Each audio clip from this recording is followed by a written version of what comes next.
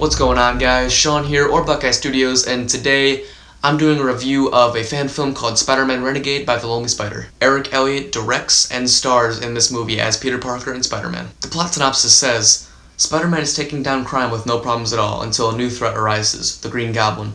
Our hero must now find a way to defeat this threat without harming anything too close to home.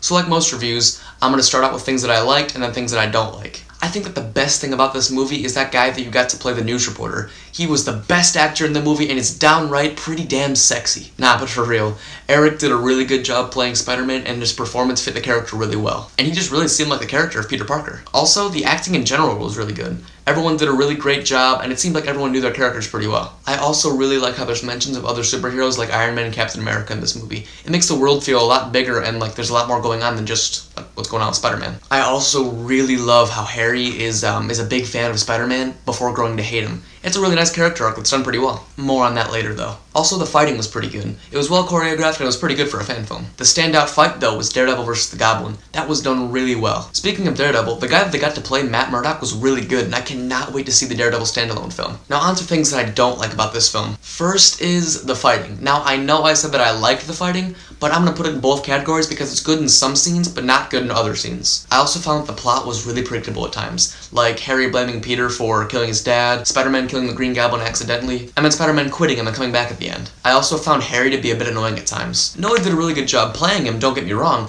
but his character was still just him blaming Spider-Man for killing his dad. It's really overused at this point. And I know that we kind of do this too. We did this in the first movie, but we kind of have to stick to it now because that's what we made his arc in the first movie, so there's no escaping it now. Anyway, the last thing that I did not like about this film was the special effects. The web effects were good, but I would suggest going to Novus Pictures for those, because he does a really good job and I think that your movies could benefit from his effects. The muzzle flashes are another thing. We talked about this in the live stream, and I'd be totally down to help you out with those.